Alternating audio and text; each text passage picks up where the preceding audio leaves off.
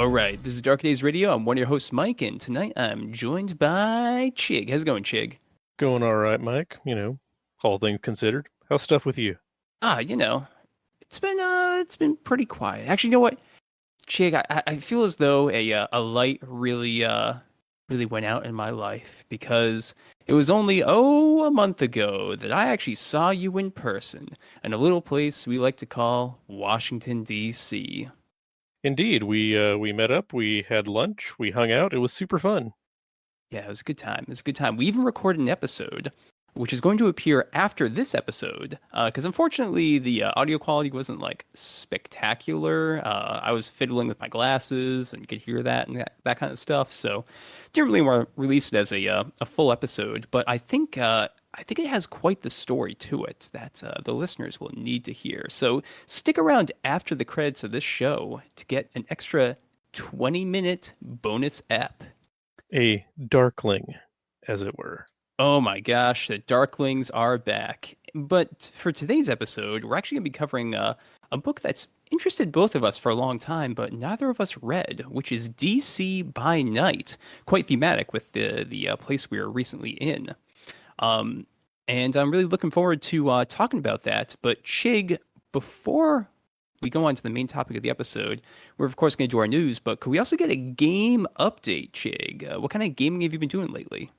Well, my regular weekly tabletop group recently wrapped up a Cyberpunk Red Chronicle that we'd been running over the summer. Right now, we're not really sure who's running what next. There's been talk of a City of Mist campaign Mm. and maybe a Masks campaign, which I would like to run Ooh, because kind of got superheroes on the brain. Um, but yeah, we're not really sure what we're going to be doing next. nice, nice. I mean, Maths could be pretty good. There's a quick start for Avatar, isn't there? That could be a pretty fun thing to do, which is also pretty masks related. There is a quick start. I think you have to back the Kickstarter to get the quick starter, as it were. But I could be wrong on that count.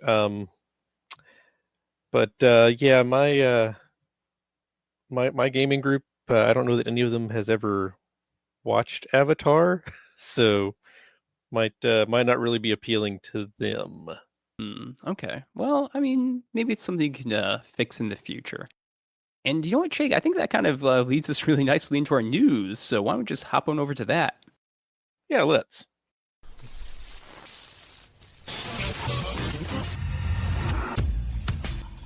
All right, Chig. So we are just talking about the Avatar Legends Kickstarter, which has OMG exploded, taken the world by storm. What's it up to now? Like 6 million, 7 million, 20 million? Right now, it's raised just a hair over $7 million. It has, I think, 9 days left on its Kickstarter at the time of recording. So when this goes up on Friday, it'll have, I think, 6 days left. I've backed it. If you're listening, somehow, whether you meant to or not, you've backed it. Random strangers on the street have backed it. It looks like it's going to be a real fun game, breaking all sorts of Kickstarter records. And to tie this into our earlier conversation, it's basically masks with a different setting, which is a strong selling point where I'm coming from. Yeah, absolutely, absolutely. But I mean, Masks isn't that well known in the RPG community. I mean, there's a lot of people that know Magpie and they respect him, they like him, but it's Masks didn't sell for 7 million as far as I'm aware. So I think a lot of things that are that Avatar has going for it are not just the fact that it's like a media tie-in, that sort of thing. That definitely helps, but I think the approach of giving people a property that they like that's also a very simple but very effective system mixed in with the kind of source book aspect to it, which is I know a lot of people are really excited about because it has all of these different settings in the Avatar cartoon universe that you can explore, many of which really aren't covered that much in the show. So it gives people an even more expansive way to interact with that property and that setting, which I think is pretty epic. You're absolutely right. I hadn't given much thought to it, but I read a little statistic once. I don't know how accurate it is, but something like half of the people who purchased the Sailor Moon RPG back when that was a going concern never actually played it. They just got it as, a source book for the Mm. setting material. Yeah, because those Big Eyes Small Mouth games had they were a fan guide and an RPG, like half and half. So if you just were into the anime, you'd buy it for all of the like interesting insider information into the Sailor Moon universe. Exactly. Yeah, good stuff, good stuff. And in addition to Avatar, another thing that's kind of caught our eye is that Black Chantry Studios just let us know that there's going to be new decks coming out for Vampire: The Eternal Struggle. For those that don't know, Black Chantry got the license for that, and they put out quite a few, bonus sets, but also a newer, more updated fifth edition. It doesn't change the rules at all, but it does have like updated card frames, updated art, updated clan symbols, and with the four new decks that are coming out, we've got, the standards. You got your Bruja, you got your Gangrel, but also now we have Banu Hakim and the Ministry. So that's interesting because we've had, just a name change from the previous Assamite and Followers of Set. But also, it seems as though they're going to be changing things based off of the new Vampire the Masquerade 5th Edition amalgams. So Quietus and Serpentis might not be disciplines anymore in newer versions of or newer expansions of Vampire: The Eternal Struggle, which should be pretty interesting. I'm curious how that's going to affect gameplay. You're much bigger into V-Test than I am, but if they just, use the amalgam powers, then what's stopping, you know, Johnny Ventrue, who has the right discipline spread, from using what used to be Serpentis or a Quietus? Yeah, and Chig, I'm going to let you in on a little something I've heard as a kerfuffle in the V-Test community, which is what are they going to do about Oblivion? Because Oblivion now is both the old Obtenebration and the old Necromancy brought together, but the discipline symbol that they use is Obtenebration in the Chicago by Night book. So, and that's the same symbol that they use in V-Test. So there's some confusion about like, so what's going to happen to the old necromancy cards? Oh, right, because it's all symbol based, right?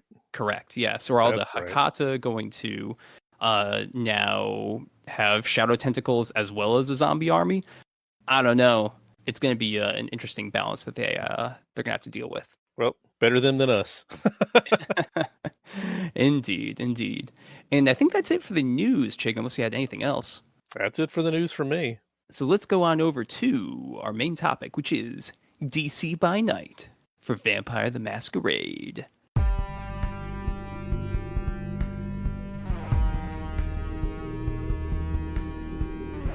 So, DC by Night is a source book for Vampire the Masquerade, which was originally published in 1995 by Harry Heckle IV, who also wrote Mage the Ascension, Digital Web 2.0, Love Beyond Death, Henge Okai, Orpheus. The guy was real prolific. He has a list of credits that just scrolls on and on and on and on. Yeah, absolutely. And I didn't remember this until I started doing some research into Harry, but they actually brought him back to work on Curse Necropolis DC for Mummy the Curse, which is a Chronicles of Darkness book. So I remember thinking back, oh yeah, they did kind of advertise that when that book was coming out because they're pretty excited. They got the guy that worked on DC by Night, now working on this new Mummy property. And boom, here we go. Now we're finally reviewing his classic source book. And well, I'm gonna save my comments for the end. We can do kind of like a bit of a round table once we've gone through everything with our general feelings on this source book. So let's get on into what DC by Night is all about. What's the vibe in it? And the vibe, Chig, is authoritarian dictatorship.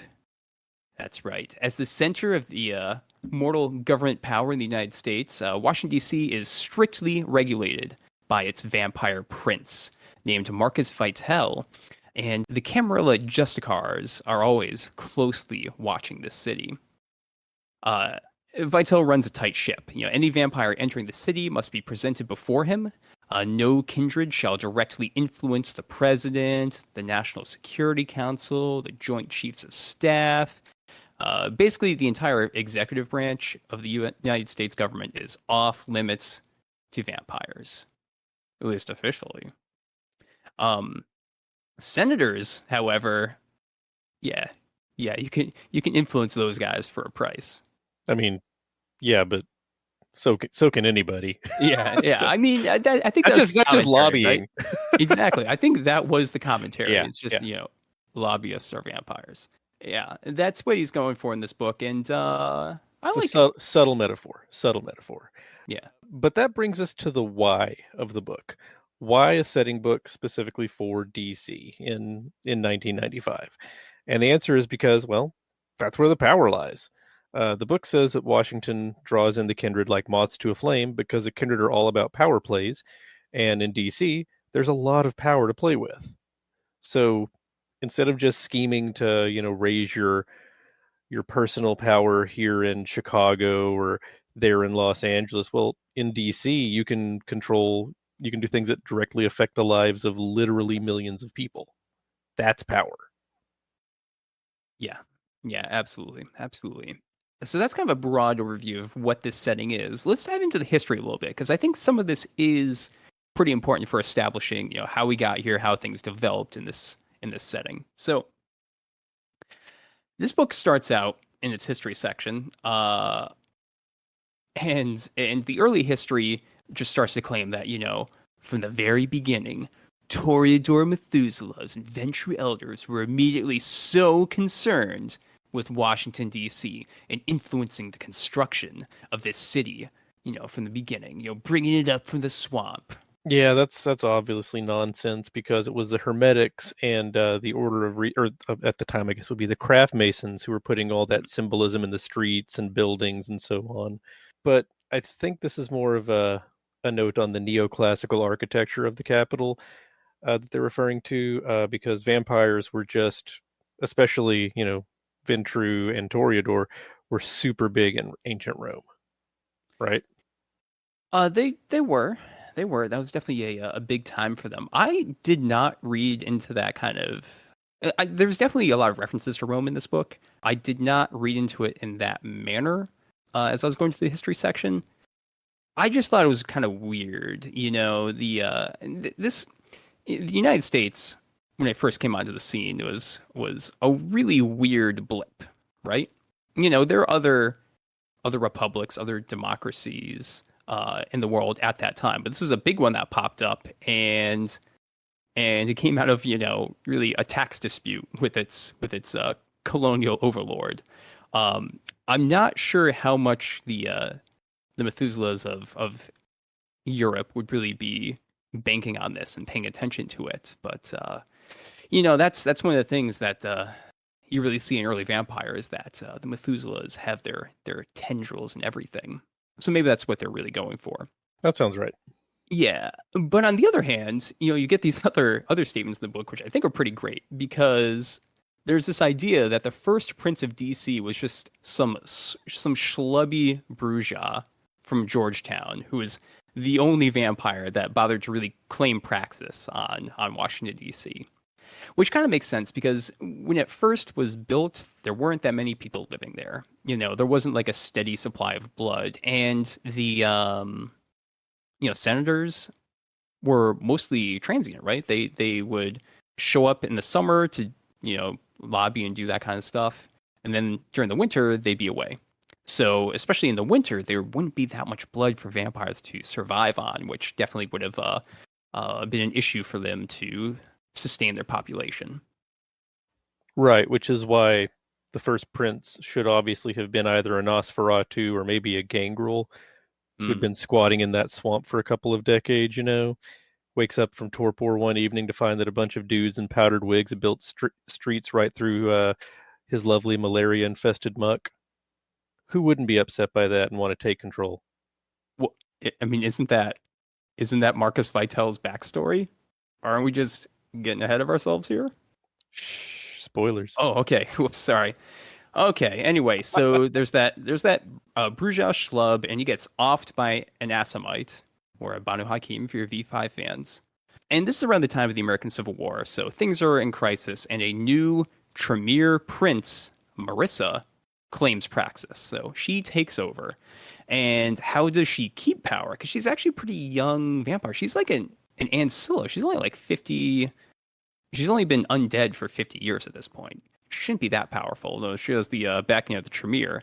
Um, and she keeps power by, by stoking racial tensions for the neonates and then collecting just a network of boons to keep the elders in check. I mean, it worked for Nixon, right? Scathing, but true. We got, you know what? Absolutely correct.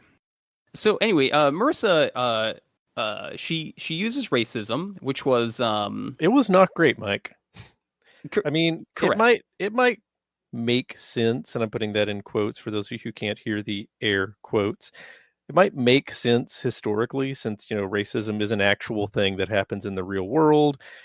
And I guess it makes sense that just because you get embraced doesn't mean you automatically lose your prejudices. And yet, I mean, yeah, it's not really a great look here. It's really not. Right. Well, I mean, yes, it is not a great look. Also, Marissa is a historical character who is not alive in the modern setting of this book, so it really is not something that you have to deal with in your game. Because Marcus Vitel, as we'll find out, has his own way of doing things. Marissa is a Tremere, however, and there ends up being, according to the author, a lot of tension with the main chantry of Tremere in Vienna, because Melissa's clan elders did not want her to have that much autonomy, especially in such a place of power as the U.S. was becoming and Washington, D.C. was becoming in the 19th and early 20th century. Which is a really, really dumb plot point. I mean, Tremere have mostly free will. I mean, they are bound to the council and all that, which is another argument for them wanting her to be in charge rather than not wanting her to be in charge. But why wouldn't the Tremere of all clans not want to have someone in charge of the capital of a huge growing country? I think so they were happy having a Tremere prince. They just did not like her being so autonomous, right? They didn't really have a tight leash on her, which was the I think the big problem that they had. I'm not sure if you read it differently, but that's the kind of vibe that I got.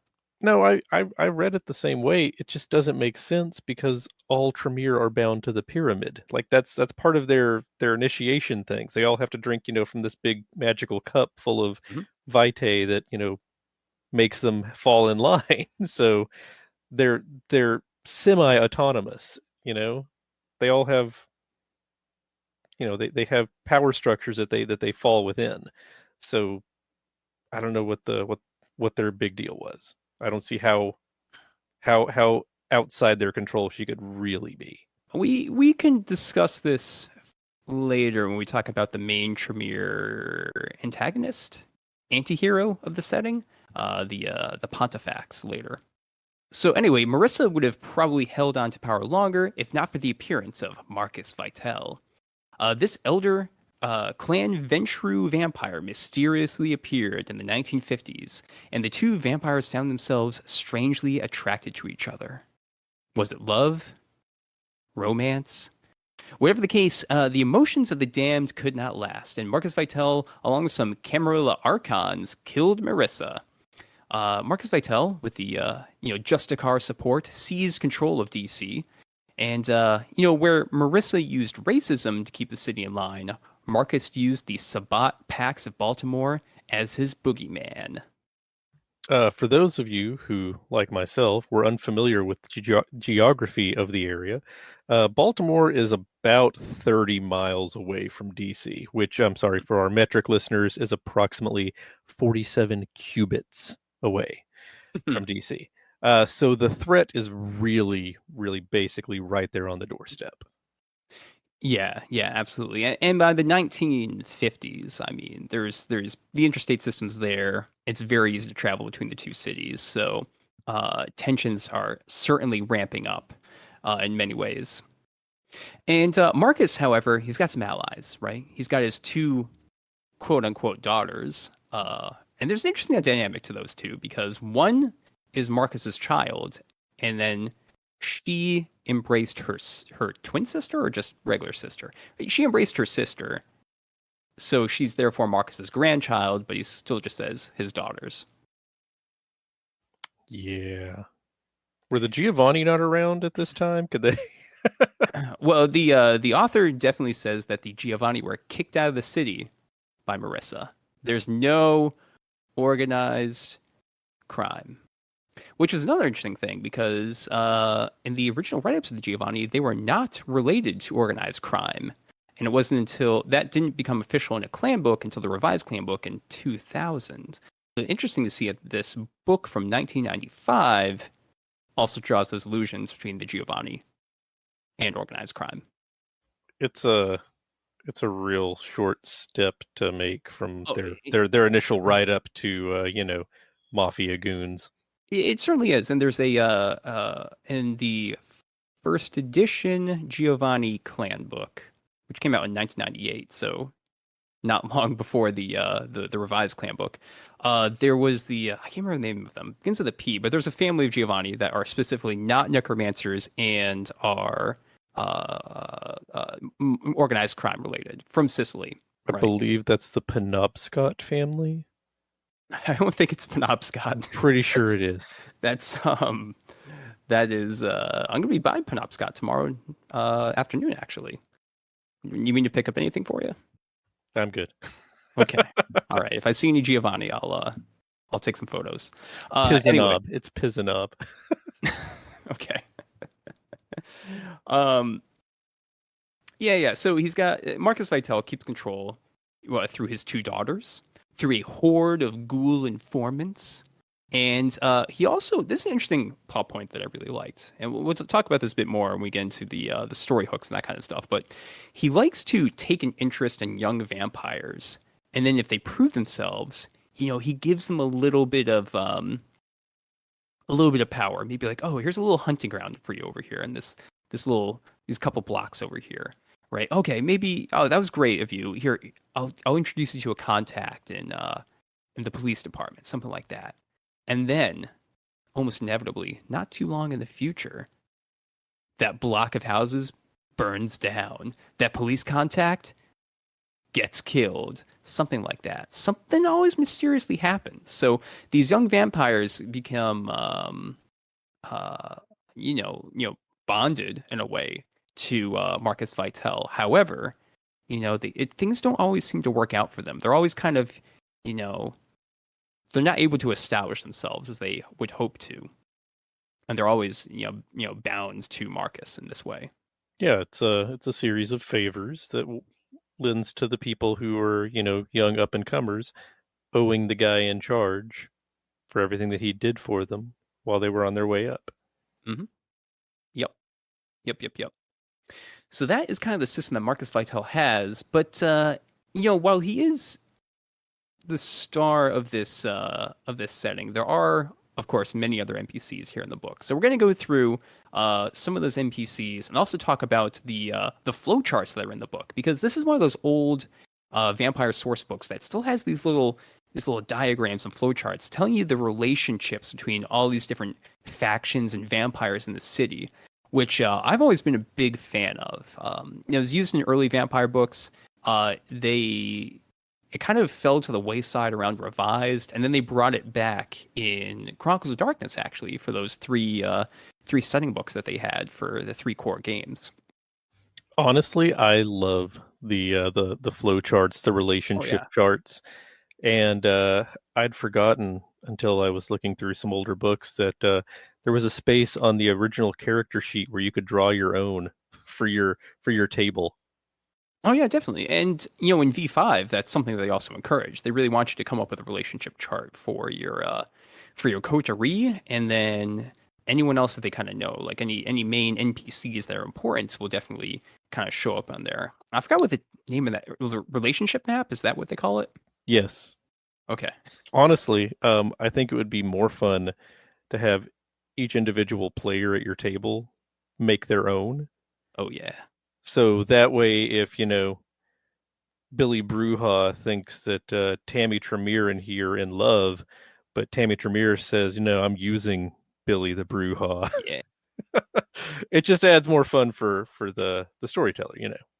Oh yeah, absolutely. And I mean that's what we see in these flowcharts, right? Because they have an arrow going from one character to another, so that's what they think of the other. But then you get that arrow going in the other direction. That's where you really know who's using who. But sometimes it's okay. Sometimes they really get along. But when we talk about the kindred in this book, we got to go back to Marcus Vitel because he is the star vampire of this setting, and I wasn't sure about him. A lot of people have talked about Marcus Vitel over the years, and going through this book, you know what? He is pretty cool. He is a cool Prince character to kind of hang the setting around. Um, so let's go through and discuss some of the main plot points and also some of the mysteries surrounding him. So, Marcus Vitel's true name is. I'm gonna try this. Jim. I'm gonna do this. I'm gonna do this. I'm gonna do it. Jimbo Jones. Lucius alias Sejanus. Elias. Elias? Oh, it is Elias. You're right. It's like Lucius Elias Sejanus. Okay, I did it. So he's actually a La Sombra vampire embraced in the time of Rome. He has yeah, I know. He has a magic amulet that allows him to show a reflection in mirrors. It's pretty cool. So he's a La Sombra with obtenebration. Yeah. Full on obtenebration. 6 dots, dude. I mean, that's pretty good. He's a 5th gen though, so we can go a little bit higher, He also has thaumaturgy and vicissitude. Yeah, I mean, what's the problem? What's the problem with that, Chigg? I mean, so I get that he's like the head kindred in charge, but where'd he pick up all these neat tricks, and who's letting him walk around with flippin' vicissitude? Prince or no, that's a disease, you guys. Well, so you don't want that spreading. The book doesn't tell us. That's a great point. So let's workshop this a little bit. All right, let's get into the writer's room. And we know that Marcus Vitel, after being embraced, he came to power in many different areas, but then came the Anarch Revolt in the 15th century. And he joined the Sabbat originally. And we know from Jack's biography in this book that Marcus Vitel did participate in the Vinculum. So he has drank blood of a Sabbat pack. Potentially one of those was a Tzimisce, which means he could have had some of the Elder's blood get into him, which could explain some of his, vicissitude infection. He could have also just been taught it by a fellow Tzimisce at some point, I mean, it didn't have to be during the Sabbat times. He could have picked it up in, 300 AD, maybe. There's a lot of possibilities. I mean, I suppose so, but I mean, it's not like he has just a dot of vicissitude or just a dot of thaumaturgy, 5, isn't it? Right? It's up there. I think it's either 4 or 5. So we're talking like he can turn into a full-on war machine. Yeah, he with can. His control of vicissitude. Which, granted, if he does it sparingly, not going to be a lot of guys left around to talk about that after the fact. But I mean, unless he just has a full leave no witnesses policy behind, or everybody who might move against him is already bloodbound, it's just ridiculous. It is. You know what? Yeah, that's a good point. Because when is he going to use it? You're right. He's not going to use it out in the open ever. There's no real mention in his biography of like doing any flesh crafting or anything like that, like to hide his identity or something. He just rolled out of torpor in the 1950s and was like, I'm a new man. I'm a Ventrue. And yeah, there's no real mention of him ever using it. It's just a real strange thing for him to have. Yeah, and it doesn't.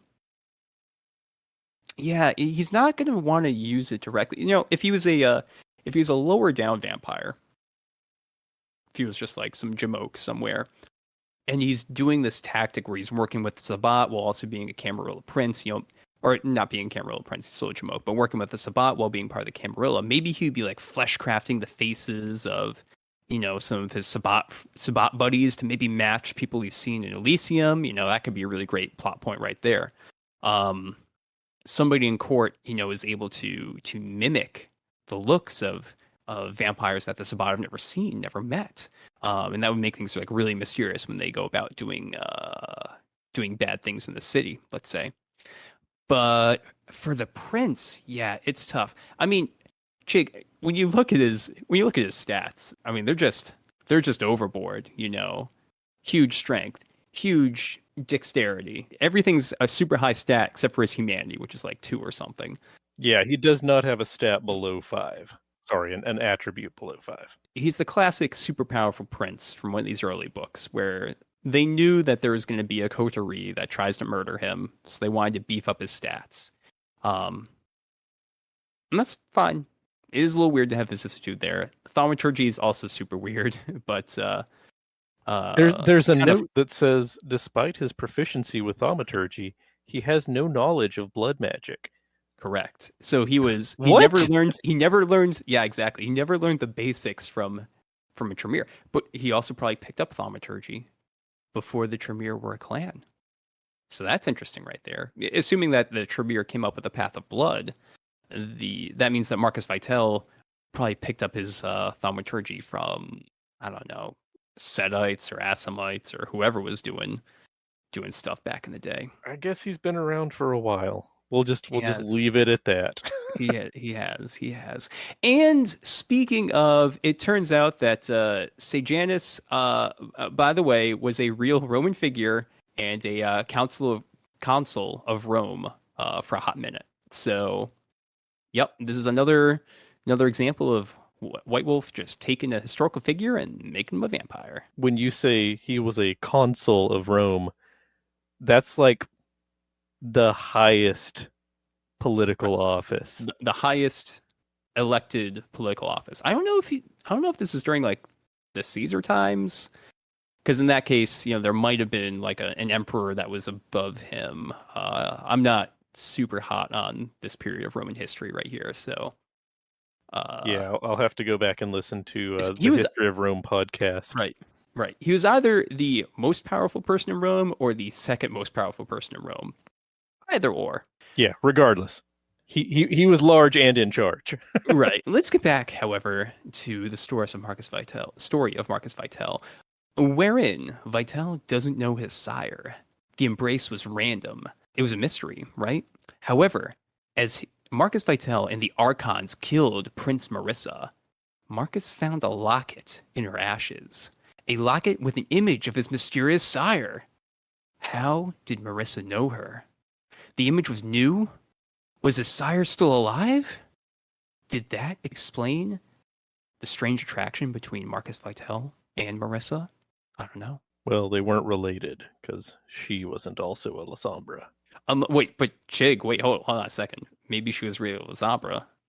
That would explain why the Tremere didn't like her being in charge. If she was a Lasombra with flesh crafting and thaumaturgy, then that's why they didn't like her in charge. She wasn't actually in the social hierarchy pyramid of the Tremere. We busted this wide open. Could be. Actually, I should go back and check and see if Marissa was the sire of anyone in the book, because that could kind of explain things. Didn't see anything. Yeah, if she was like the sire of one of the Tremere. I didn't see it either. But anyway, let's get back into this. So what's Marcus Vitel's endgame, Chig? Well, he wants to become the most powerful vampire ruler on the planet. And to that end, he plans on ghouling the vice president of the United States. Al Gore? That is correct. This is in 1995. It would have been Al Gore. Now, what Marcus Vitel would have done is create a crisis for Al Gore to seize power, possibly in a deadlocked election in 2000. Okay, then Al Gore would nuke the resting place of every Methuselah and antediluvian on the planet. That's that's a really Byzantine plan he's got there, but you know, he might have been to Byzantium, so hey, he might have been perfectly there. fit. It is, I mean, when I read that, first reaction was like, ah, geez, come on. Second reaction Same. was, second reaction was, oh wait, I've read the meta plot. The only way to kill an antediluvian that we know of was to drop 3 spirit nukes on it and also hit it with some sunlight solar stations from space. So maybe True. he was right. Maybe Marcus Vitel was right. Who can possibly say, except perhaps Alan Tipper Gore? Yeah, I mean, who knows? Who knows? I mean, in the story, in 1999, Marcus Vitel was killed. Spoiler alert, he was killed, which means that Al Gore is no longer Ghoul to Marcus Vitel. So he knows the secrets now that he's freed from the blood. So, yeah. that obviously is why he wants to save the planet, because now he is free of his vampire dominator, so he wants to live, a long, full life on a planet that isn't destroyed by pollution. Makes perfect sense. And also not destroyed by nukes. Which brings us to Marcus Vitel's childer, his daughters, who are kind of cool too, we got Monica Black, who wants to kill Marcus Vitel and become Prince of the City. Classic. The child wants to kill her sire and take control. I mean, it's a trope we've all come to know and love. And to be fair, it's the only way you can get ahead in vampire society. Yep, got to eat your elders. He's not gonna, get old and retire, so gotta push him off that throne. Yep. Now his other daughter, Cynthia Black, wants to kill Marcus Vitel too. Awesome. But that is because she was recruited by the Talmahera. Talmahera, the true Black Hand. That's right. And also, it makes sense, given his plan to nuke Methuselahs and antediluvians, it makes sense that they would, if they sniffed this out, if they figured it out, they would not want that to happen, because the Talmahera, as Chigg would call them, are really into the antediluvians. They think that they're serving these strange old ones, if you will. And, maybe they are. Maybe. Also, both of his daughters have also learned vicissitude and obtenebration and thaumaturgy, presumably at his knee. Because, sure, why not? Yeah, I did I looked through their stat blocks as well, and they only have 1 or 2 dots in these unique specialty disciplines. So it is weird that they have them. I'm not going to blame you for pointing it out, Chig, but I do like that the author wasn't like, oh, I'm going to give them 5 dots and everything. He was at least like, oh, they're probably way less experienced. Actually, they're definitely way less experienced, because they have only been embraced the publishing of this book in 1995. They were probably undead for 10, 15 years or something. Yeah, they are newly turned. Yeah. Oh, wait, nope. I'm wrong. 70s? The older one was embraced in 1970. Okay. And Cynthia was embraced in 1973. So, really? her big sister put in, 3 long years of watching her baby sister age before being like, nope, can't handle this. Nope. That is, Chig, that's a story right there. What happened in those 3 years to make Monica finally decide I need to embrace my sister? Could be interesting to explore a little bit. That is kind of like the personal horror character story, which can really make vampire great. And I think if I was running DC by Night, I would make that into a plot point. Maybe not with Monica and Cynthia. Actually, I probably would use them. Well, I would use them. I think that would be interesting. Monica embraced Cynthia under orders from Vitel. Vitel's a creepy dude. Why would he do that? It doesn't say. It just says that. That is especially a terrible idea, because then Marcus, when you do an embrace, you get an instant level 1 blood bond, essentially, right, with your child. Why didn't he embrace this girl himself to make sure that he had the blood bond? And then he could, because they're both, blood bonded to him, he can kind of play them off against each other as a Well, way it's to. it's the stair step thing, you know. If I have a genie that follows every command that I give it, I can just tell the genie, "Hey, follow all of Mike's commands," as though I were giving them. So, but yeah, they are in fact twins, and Cynthia hates that Monica embraced her. It's good. I think it's good. I like those two Yeah, actually. they have a between the three of them, despite their ridiculous power levels, Hmm. they have a really interesting dynamic. Oh, not a good dynamic, not like a life goals for you and your family or anything, but for an entertaining chronicle, it's a nice dynamic that you could work with. Yeah, absolutely, absolutely. So that's pretty much it for Marcus Vitel, but he's one of the main ways that characters can start to get involved with DC by Night, because when they enter the city, they are going to be either by choice or forced to meet with Vitel and introduce themselves. And if he doesn't like what you say, probably going to get killed. So that is one way to get involved, but we also have some other ways, and one of those is through Art Morgan, who is a gangrel who thinks he's a Justicar, and he likes to go around helping out neonates. He has his own archons, which are just some jamokes in the city that he says like, "Hey, you're my archon. We're gonna go, take a bite out of crime." And that is his whole modus operandi. Chig, what do you think about Art Morgan? He's another way for characters to get introduced to the setting. He can just pull up in his van. Art, by the way, looks like a 1968 hippie. Yeah, he's a dirty hippie. He's a dirty hippie who just rolls up in his van and goes, "Hey, you neonates and your coterie, I'm a Justicar. Why don't you go hop in? We're gonna go fight the Sabbat." And that is a way to get your characters involved in the story. And you say he thinks he's a Justicar. He is a Justicar. He just doesn't have, you know, doesn't have, an official title.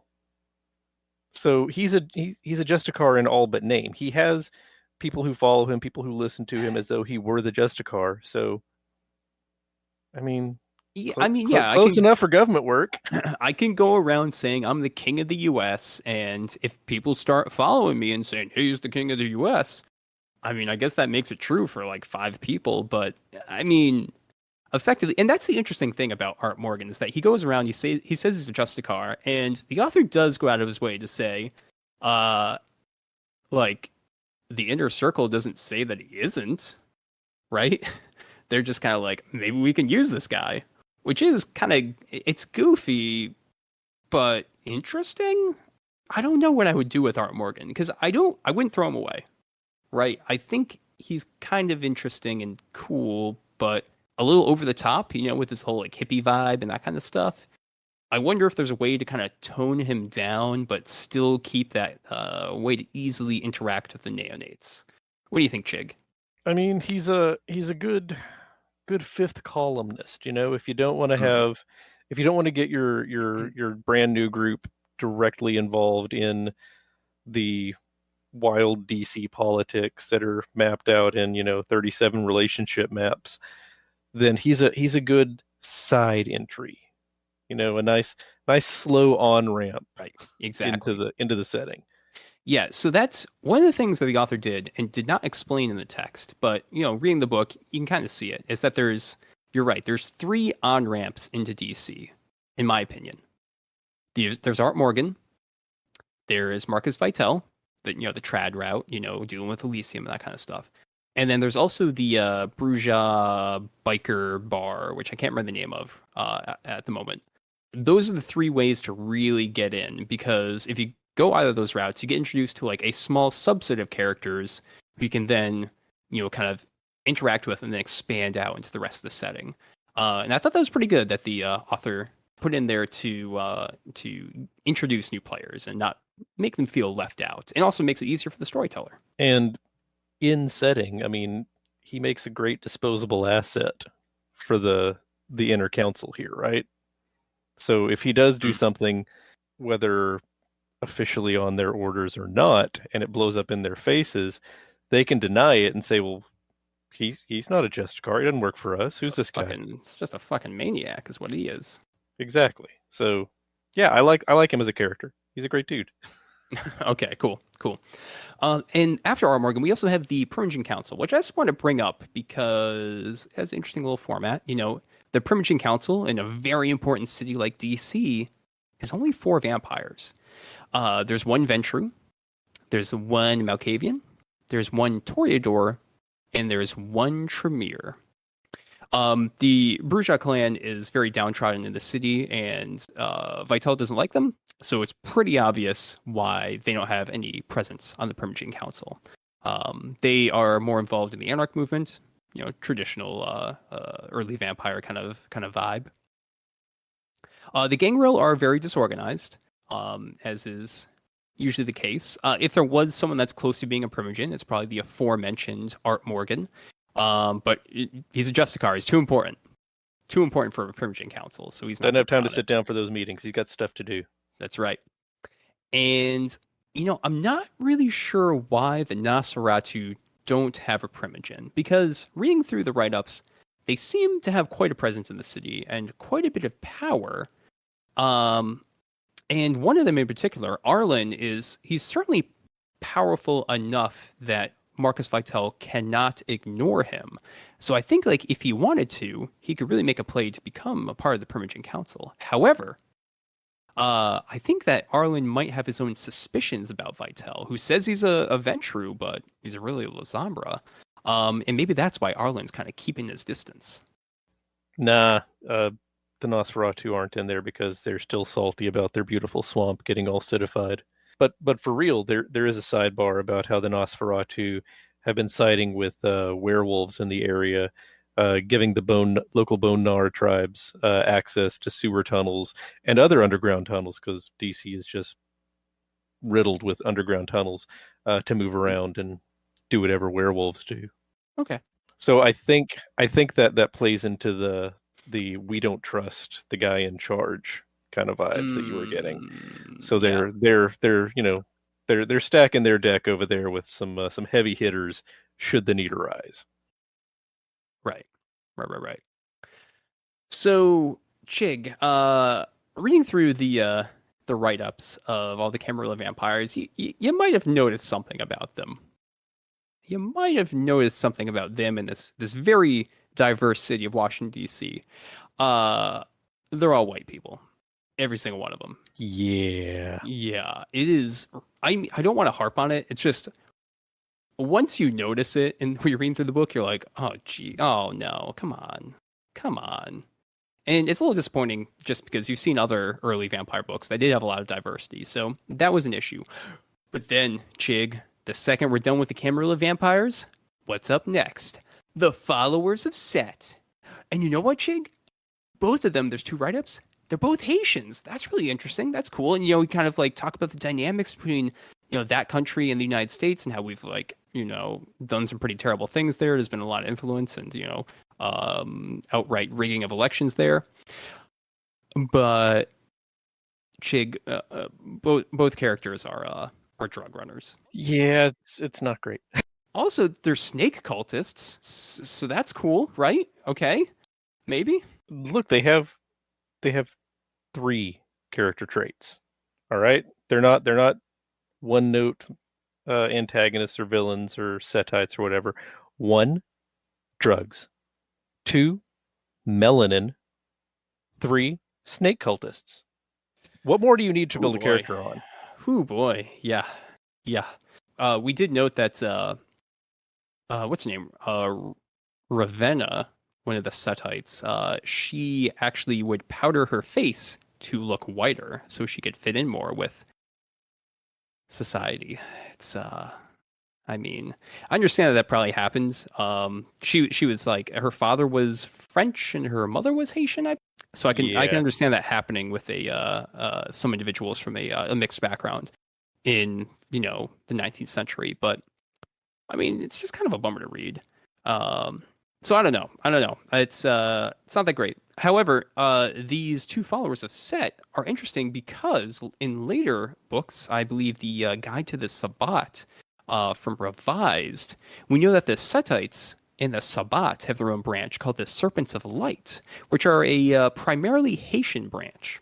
And this could be really interesting to play with because maybe those Setites that are operating in DC are actually in the pocket of Vitel. Maybe they're actually Sabbat infiltrators as well. Could be kind of neat. The Serpents of Light are highly opposed to all antediluvians, including Set, however. And the write-ups of these two definitely say that they're running a snake cult in the city. So, as they're written, they're probably not Serpents of Light, but I don't know, you could play around with it. Maybe there's like an interesting Sabbat or antediluvian schism in the Maryland and Virginia area for the followers of Set. To be fair, though, they're not the only cultists of Set in the or followers of Set. I don't know. They're the only followers of Set, but they're not the only Setite cultists. One of the Gangrel is also a Setite, a cultist of Set, and he even has his own little mortal cult going. So, just to add a little bit of fun there. I do believe that one of the Gangrel characters as well, she was injected with some sort of a drug by the Setites, which has made her addicted to some kind of like special drug that only they have, which was kind of interesting, kind of a bummer for her, but could be an interesting NPC. Yeah, I think the guy who was embraced as a Gangrel and then after that learned that there's a whole cult of Set when he was a professor of Egyptology and had his own Setite Egyptology cult going on before he was embraced has a little more story potential, but yeah, definitely. I mean, and that's cool character. That's a character I'd like to play. Right? It's a fun character. Yep, that is a fun one. That is good. And I like hey, it. On another a good note, there is a for diversity in a book from 1995. There is a ninth generation wheelchair using Malkavian hacker who runs basically all the computer and phone networks in the DC area. There's a fun story seed in the back about how if you contact him, he will astrally project into your computer to learn more about you. So that is apparently a thing you can do. Yeah, I was about to say, wait, you can do that? If you're a ninth gen Malkavian with astral projection, apparently you can get into the digital web. Who knew? Yeah, interesting. Yeah, so Chigg, let's kind of wrap things up here because we talked about this book quite a bit. So, location seeds and story seed highlights. So,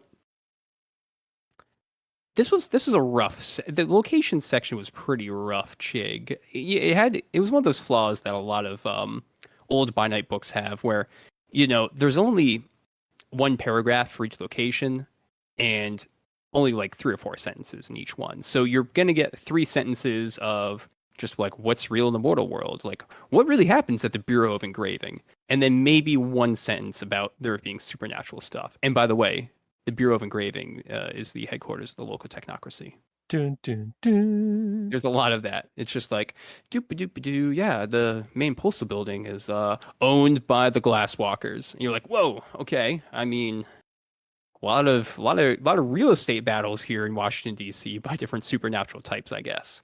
And I like to imagine it in remember the Looney Tunes cartoons where the wolf and the sheepdog would go into the sheep every morning and clock in at the tree. I imagine it's like that in DC, where the technocracy goes to the one building and then next door the Glasswalkers are coming in and they're like, "Evening, Frank. Evening, Harry." Maybe. There is a name of a club here in the book, which I really liked. And we didn't get a write-up on, actually. It's just kind of like mentioned a couple times, which is Club Black Magic. Because it's got a K. Magic. Yeah. If it's got the K, it's pronounced magic. Is that real? That's what I read once. I don't know. Oh, jeez. I don't know. Whoever wrote that down might have been lying to me. Okay. So Club Black Magic is a pretty good World of Darkness club name. I mean, it's a little cheesy, but I'd want to visit. Yeah, absolutely. Another plot idea is that there's a bunch of drug dealing Setites out there, and they start putting their vitae into drugs to make an army of ghoul junkies, which seems like a good way to get a lot of unreliable ghouls. Yeah, that's how you get those roving packs of the free ghoul vampire hunters, led by Al Gore himself, obviously, from the Hunters Hunted book. Oh yeah, yeah, that's right. But yeah, it seems like a plan without a lot of real payoff. And I Yeah, mean, Vitae isn't cheap. That's what you run your body on.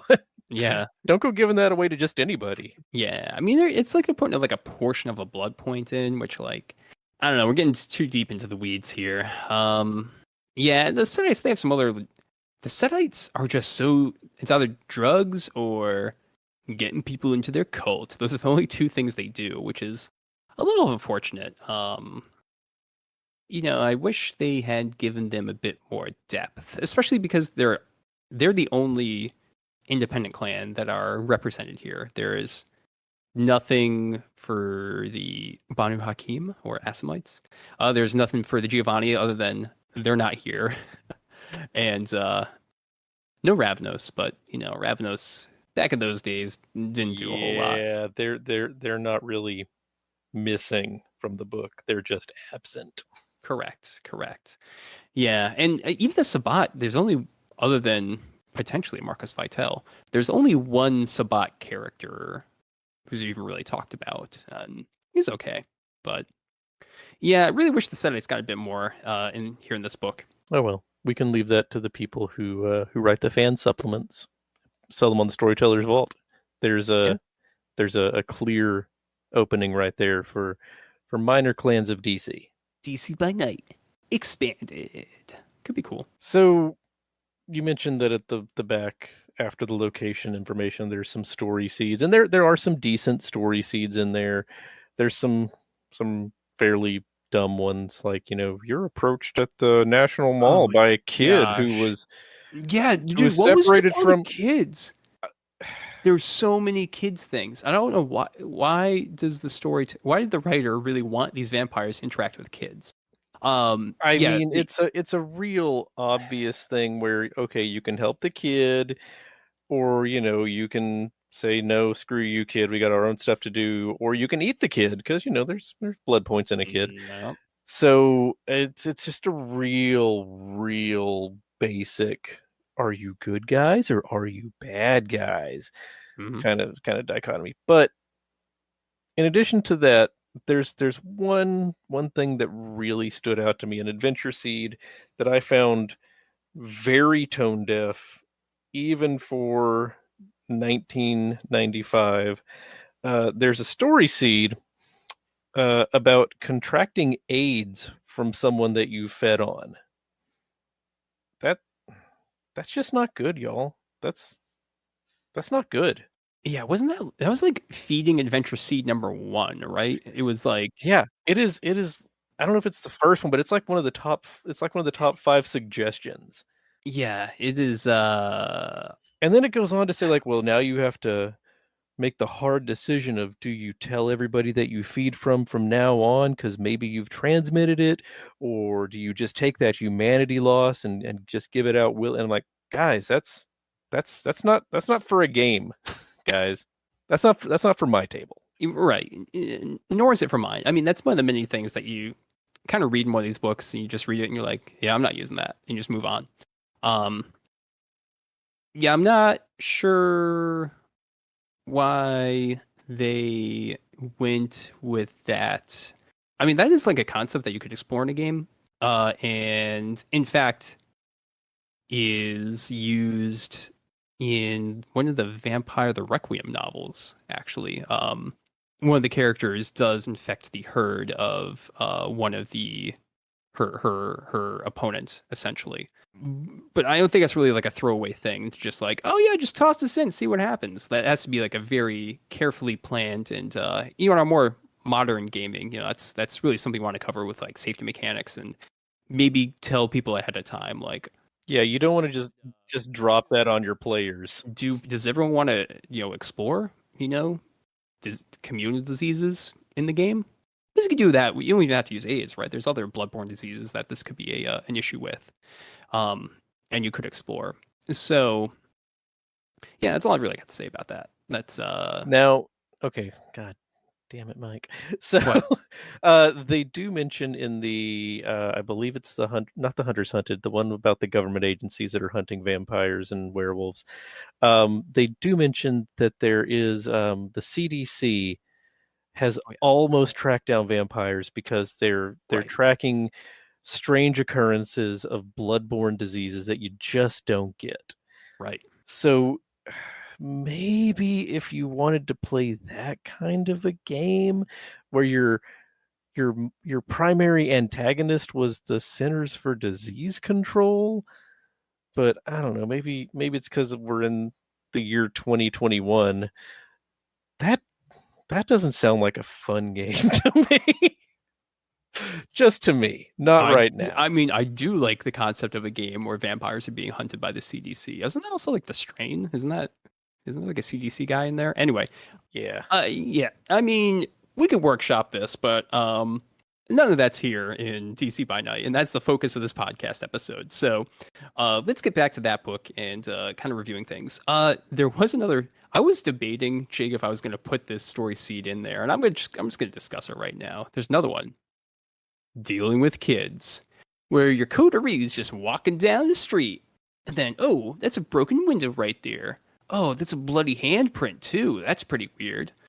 Do your characters go in? Do you call the cops? Well, if you go in, you're going to find. Oh, you also hear kids singing from inside. That's another key point. If you go in, you're going to find 20 small children in an orphanage that were just turned into vampires by the Sabbat. What do you do? Yeah. Yeah, whoa. I mean, woof. Woo, man, that's I wouldn't use that either. But that one does also kind of interest me. Just like, I mean, if I talk to my group about it, like, and they were okay with like harm happening to kids, even that, I'm not even really like, I couldn't really, as a storyteller, I would not want to have to role play as 20 embraced traumatized children. Yeah. 27-year-old shovelheads. No, thank you. Yeah, that is tough. Okay, so that means I would not use that story idea. There we go. No longer interested in it. Yeah, man. There's some interesting ones in here. And another story plot point is that Chig, did you know that Frederick Law Olmsted, the famous landscape architect, was actually a kinfolk? Yeah, that's why the biggest cairn in New York City is in Central Park. Olmsted designed Central Park specifically for his cousins. You know, Chig, when I first read that Frederick Law Olmsted was a kinfolk, I said, that's ridiculous. But then I started to think about it. You're right. Central Park is a cairn in a park that he designed. Rock Creek Park in D.C. is a park and also a cairn, and he designed the park. In the Boston area, the only place where there could be a cairn is the Arnold Arboretum. And surely, well, it's well known that Frederick Law Olmsted designed that arboretum. Coincidence? Coincidence or conspiracy, Chig? I don't know. But you know what? I'm okay with it. When I thought about it, I was like, all right, cool. You know what, Frederick Law Olmsted? You can be a kinfolk. That's fine. As long as you're not a werewolf, I'm okay with it. Yeah, that's a step too far. Yeah. Although I don't know if you looked up Frederick Law Olmsted recently, but there's some pictures of him and those mutton chops. Yeah, I can see him being like a galliard. Oh, jeez. Come on. Yeah, he's got some mutton chops. But as was the style at the time. That's what I was about to say. Oh my gosh. All right, Chig, so let's wrap this up. What's your rating of DC by Night? How do you feel about it? It had some highs. It had some lows. It had a lot of lows in the little adventure seeds that we covered. Yeah, it did. So that's gonna knock it down a bit. I'm on a rating out of 5. I'm gonna give it a 3. It's not bad. It has room for improvement. A 3. Okay, that's pretty reasonable. I did like a lot of the character write-ups that I read.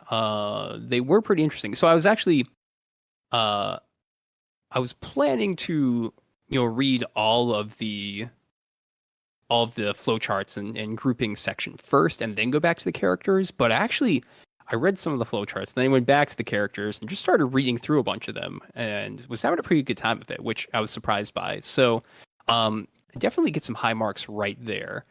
There are great characters that you could just grab for any chronicle anywhere. If you like the concept of Art Morgan, just grab him. Put that hippie in a van that thinks he's just a car in San Francisco. Why not?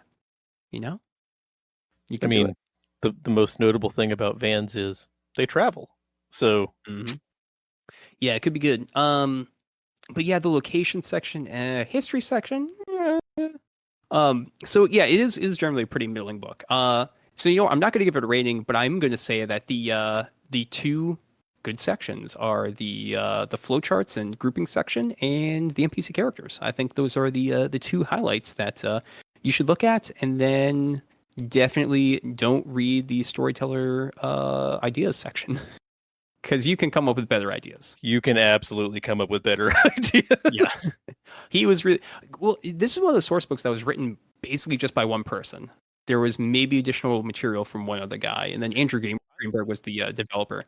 I don't want anybody to think that I'm knocking on the gentleman who wrote this. He is Harry Heckle. He did a fantastic job. This is a tight book. It's what is it? Only it's 120 pages. He came up with some incredibly fun characters in here. He came up with a lot of information about the area, the setting information. I was not in DC in 1995. I can't tell you how Mhm. accurate it was at the time. I visited once. It was a great trip. Saw Mike there, but one guy can't do everything, and Mm.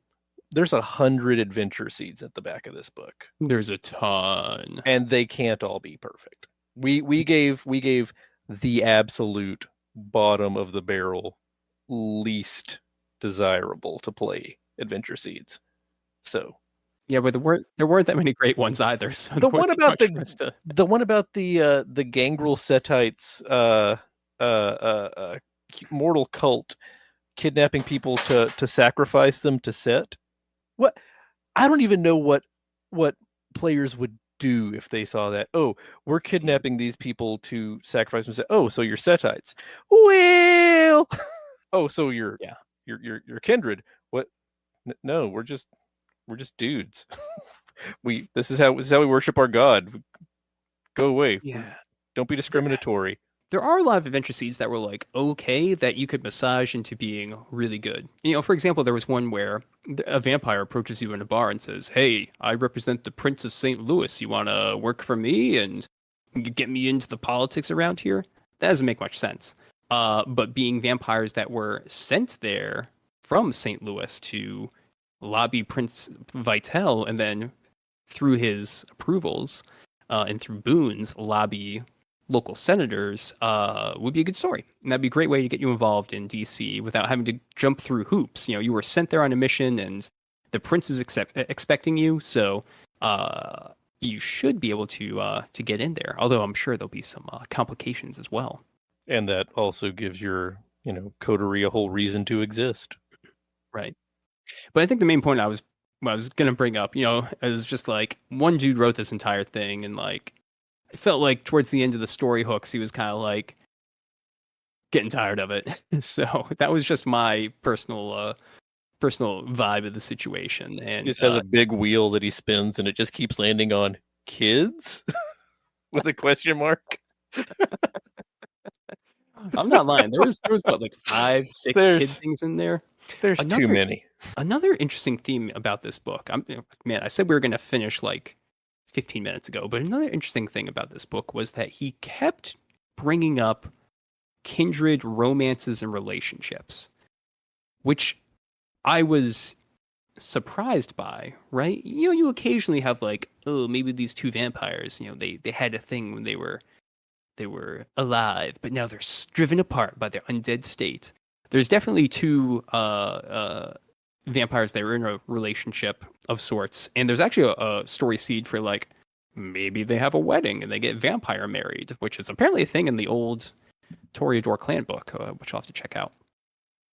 Um, and then also like Marcus Vitel and Prince Marissa, they also had this like weird, love-hate relationship that they had, which was interesting as well.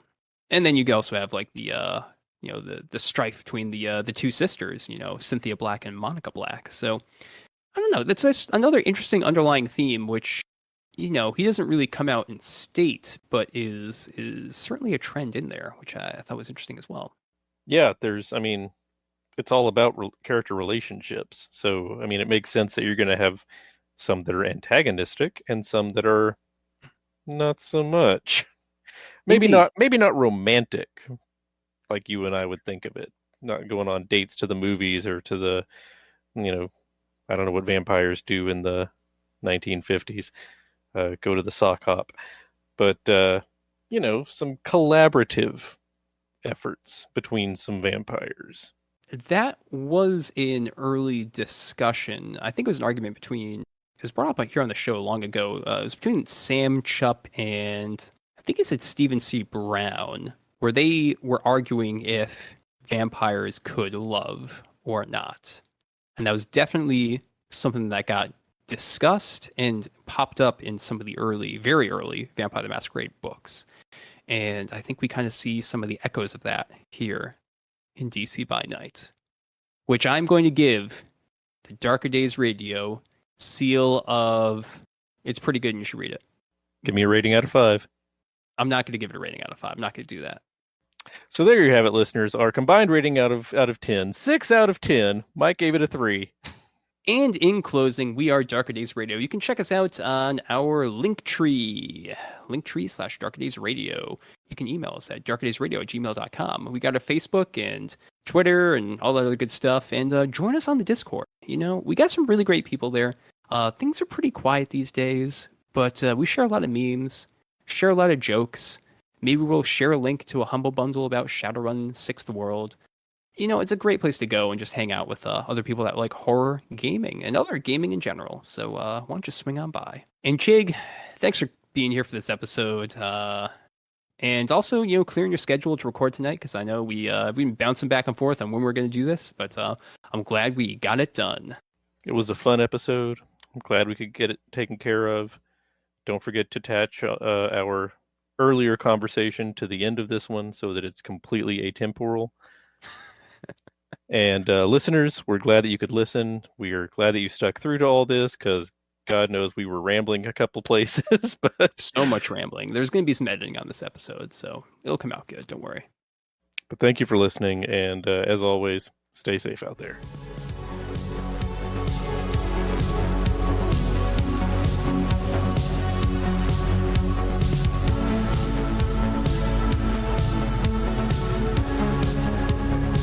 This has been an episode of Darker Days Radio. Special thanks to Occam's Laser for the intro, outro, and new bumper music from their hit album, 9 Circles. Check out the rest of their work at occamslaser.bandcamp.com.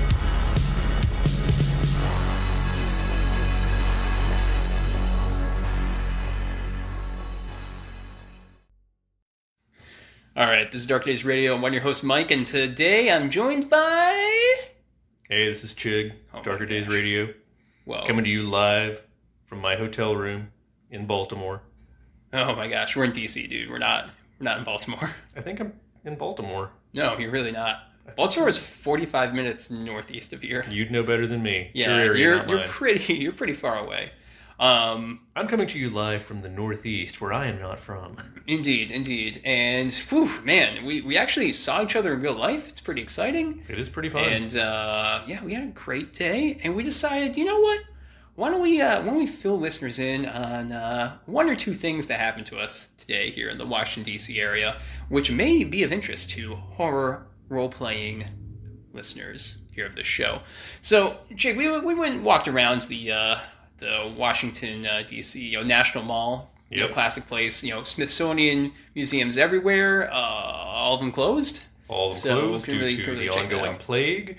We definitely saw some national monuments. We saw the Washington Memorial.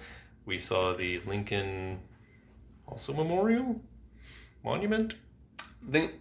I think it's Lincoln Memorial. And we saw the Jefferson Monument. Yes. Yes. I believe that's correct. That's correct. That was pretty good.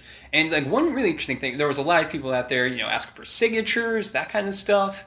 And two people did ask us for signatures. What were they looking for? They were looking for white guys, I think, because they wanted us to build a wall and defend our Second Amendment rights, which are just apparently under constant attack and need signatures and preferably money to defend. Oh, they definitely wanted money out of us, and it was pretty funny because the people that wanted LGBTQ defenders just didn't ask us for a signature as we walked by. Looked right past us. I'm a little sad about that. Yeah, because I probably would have 100% signed that. Yeah, if we were better people, we probably would have turned around and. I want to make it clear here. Neither of us signed any of the two things we were approached for. Yes. We didn't. We are not for building a wall here at Darker Days Radio. We are for tearing down walls and bringing us all together to play horror role-playing games. Indeed. I think that's what it's all about. And, oh boy, something happened as we were getting out of there. We were stopped at a traffic light, Chigg. You want to fill everyone in on what happened? We were at a traffic light on the way to lunch, and I don't know if it's just mere coincidence or, cosmic alignment. I think it was just fate, dude. Just fate. We can call it fate, kismet. Mm-hmm. We saw a gentleman who was at the intersection where we were stopped at a red light, and he was offering, presumably for pay, so unfortunately we have to assume from this point on, papers with the headline, "UFOs are real." This dude was, by the way, dapperly dressed. His mask was crisp, peak mask, okay. Black suit, tie. Suit. Oh my gosh, this was not your stereotypical crazy corner preacher guy. This guy. Wait a minute, Chigg. Was he a man in black? He was indeed a man. Well, I don't want to assume a gender, but assuming gender, a man in black. That's pretty clear. But yeah, you're right. You shouldn't. I'm not gonna tell anybody how to identify. No, I mean you're right. I apologize for my assumptions. But yeah, he was walking right by you. You turned to me and you're like, "Mike, should we get one?" Like, come on, this is. When have we seen this? Up in Boston, I have not seen someone handing out alien UFO newspapers in like 15 years. I've seen people handing out religious literature on street corners a lot. Yeah. But I don't think I've ever seen anybody telling me that men from the sky and shiny metal UFOs are coming any minute now to let us bring us into universal brotherhood and or conquer us. I don't know. Again, unfortunately, we did not have any cash, so we were unable to get a copy. Well, I mean, so here's you turned to me and you're like, "Should we get this?" And I was like, "No, we don't need that. Why would we need that? Why would we? Oh crap, dude! We're going to record a podcast episode later today. This would be perfect material." And then we looked out the rearview mirrors, and he was gone. Yeah, he was no longer in sight. Oh my gosh, what happened? He may have stepped back onto the curb because the light was about to change, or, equally plausibly, he may have been abducted. It could happen, I mean, there's some flashes of light outside right now. That could be abductions everywhere. So Chigg, I think we should just postulate on what we think might have been there in that magazine. So what was the head title? It was not a magazine. Again? I want to make this clear. The newspaper. It was a newspaper. It was printed on, regular newsprint paper. Yes, and that periodical. What do you think was in there? Okay, the front headline was UFOs are real. UFOs are real. UFOs are real. But we have to assume that there was a lot of other stuff in there. I think that it was an entire newspaper about UFOs and how they were coming to either welcome us to universal brotherhood or wipe us out. Those are the two classic options. See, so you bring that up, but I've listened to a lot of Coast to Coast AM. And the thing I've gotten from all these conspiracy theories is that they try to link everything together. You know, they got the red string out. Sure. They're connecting it. Paid a lot of money for that string. You're going to use it. They got the newspaper clippings. Get it in the newspaper here, periodicals. Everything's there. Phone numbers, dates, and everything. And they're just trying to bring it all together. They don't want to think that Bigfoot, UFOs, and psychic phenomena all exist in bubbles. They are connected. So that's why my theory is that this is all connected. So I'm going to postulate, good sir, that page 2 would have had Batboy. That's right. Batboy, page 2. Haven't seen him in a while since Weekly World News stopped publication. He's gone into retirement. But it's time to bring him back. Batboy. I think it is. And that is his where... mentor, Mothman.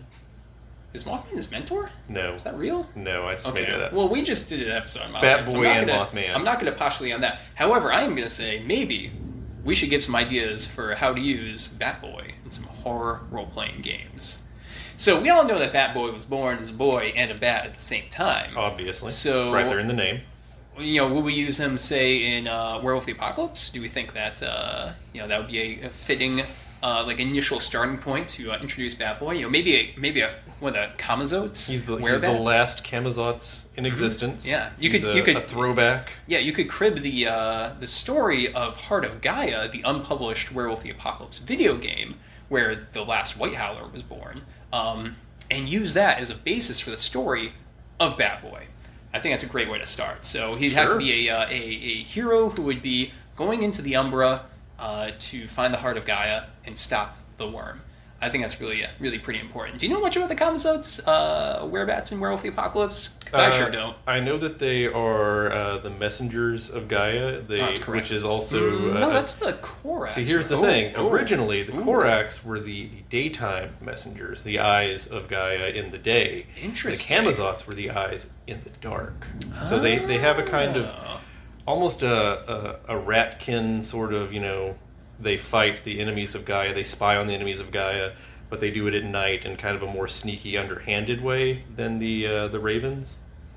So, obviously they had to be killed off, clearly, because night is when the really bad stuff happens. I mean, that was part of the War of Rage, right, when all that was going down? I believe that's when they killed off most of the... Correct, yeah. The Pharaoh. Yeah. That didn't help. I think that they actually lasted until the Spanish came to South America and killed the last ones off. Interesting. That's something that I kind of remember. Listeners, let us know.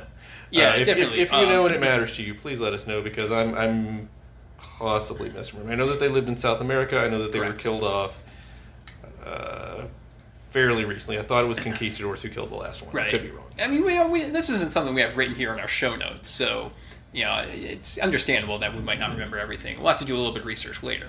So, Chigg, after page 2 with Batboy, what do you think was on page 3? Well, page 3 was obviously the how to open your third eye, your inner eye, to access your numinous being, your psychic potential. How to become one with the divine around you.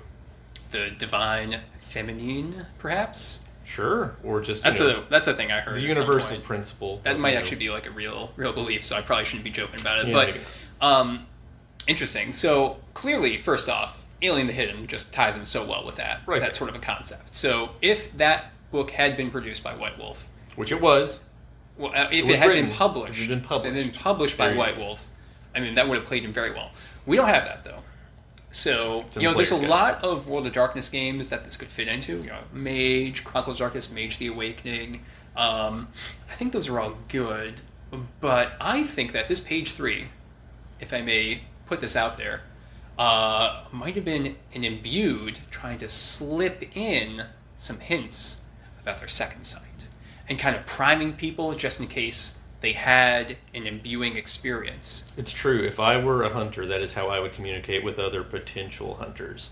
On page 3 of a periodical whose headline on the front page is about UFOs. Well, Jake, I mean, just think about it. You can't go on television or YouTube. They have their hunter marks. You can put in some signs in there.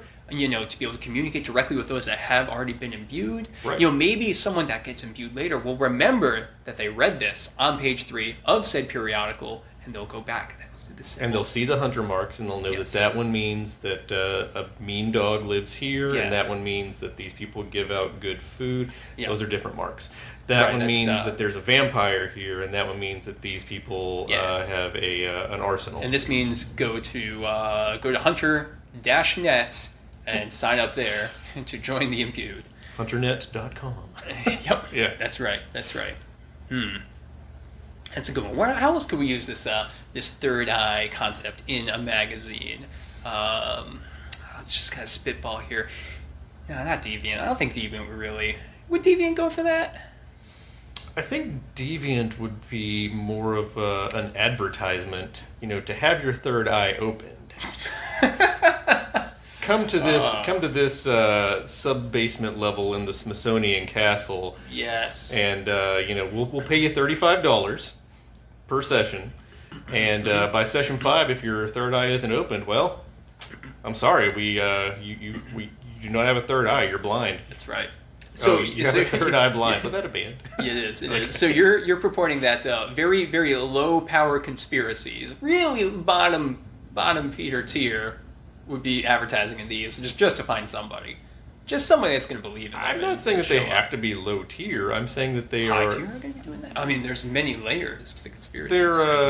They're finding a willing audience, let's say. If you're going to answer this ad for $35 per session to open your third eye, you're either really hungry for that $35, which is possible, a lot of people out of work, I understand. Yeah, no, $35, nothing to sneeze at. It's tough. Or you're really interested in getting that third eye open. You want to go to that third eye with a crowbar. You want to pry it open. Wow. So. And they are going to be prying it open. Oh yes, 100%. With all kinds of vampire extract and gizmos werewolf and gizmos. Yeah, sure. Yeah. So that's page 4. What do we think about page 5? Classified ads. Personal ads. Page 5 is personal ads. 100%. Oh my god. DC vampire looking for a cheap place or a roommate to pay the bills. Looking for a roommate who likes the darkness. Long walks in the moonlight. Hey, that's something. Doesn't mind the heat. It's a very warm day in DC. Yeah, it's pretty humid out there. Doesn't mind being fed on occasionally, source of blood. Right. Great way to stay thin. This might actually just be an advertisement for the mosquitoes in DC. Now that I think about it, this might not be a real vampire. Man, actually, I was sitting outside for 15 minutes yesterday. I got bit a bunch of times. Yeah, they're out there. They're definitely out there. I didn't even see them or hear them. They're sneaky buggers. That's how they get by. Page 6 is clearly something about the giant mosquito man that lives in the swamp of DC, the DC area. I think that's just the Republican Party, Mike. Trenchant public commentary. No extra charge. That's good. Whew, man.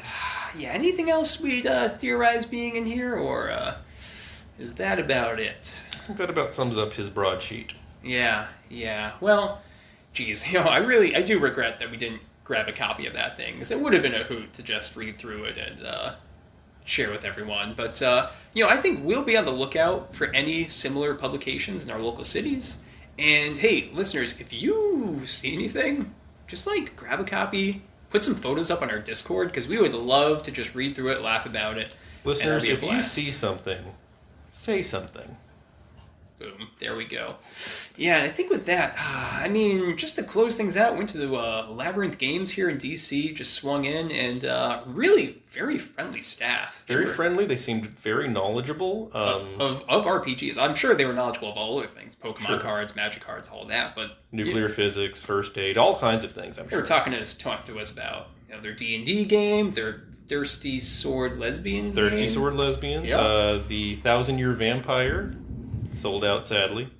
That was a solo game that they were talking about. Yeah, hot commodity these days. Yeah, and Chigg, you got a copy of? I got a copy of a supplement for the Masks RPG, and you picked up something as well? I did. I got the Paranoia box, which I'm very excited to talk about. Paranoia, actually, back in the day, they had in the 90s, they had a joke vampire supplement. So that could be a fun thing to just pick up someday and read about. Paranoia had an article in Dragon Magazine in their Dragons for Other Systems series. Cool. All right. Back in the day, Fun fact. It was one of the back. few non D&D articles that I remember being in Dragon Magazine. Other systems. So it was Dragons for Paranoia. There was a Paranoia game article that had a dragon for the Paranoia Alpha Complex setting. So friend computer is just like, I'm going to make a dragon just to freak people out. I think it turns out that it was a rogue branch of R&D made like a dragon robot that was maybe part robot and maybe part, like Chinese dragon costume with people inside it more than, an actual dragon. But I remember that in the series there was dragons for Call of Cthulhu. It was just a very, very old snake person who got real big. Okay, well, I'm cool with it. Isn't Yig a snake deity? Yig is, in fact, the snake deity. Interesting. And he lives in Oklahoma. So if you're a listener from Oklahoma, my apologies. Watch out. Good stuff. All right. Well, I think that pretty much wraps it up here for this little episode. Just kind of update things. And, Chigg and I are in the same place, so figured might as well record something. Might as well toss especially because there's a thunderstorm rolling through. So, wanted to get this out of the way. So, in closing, Chigg, where can people find us here on the internet? Well, we have a link tree. Linktree/Darker Days Radio. Yeah, good stuff. It's got links to all of our links are there for the Discord, for all the websites, all the social medias.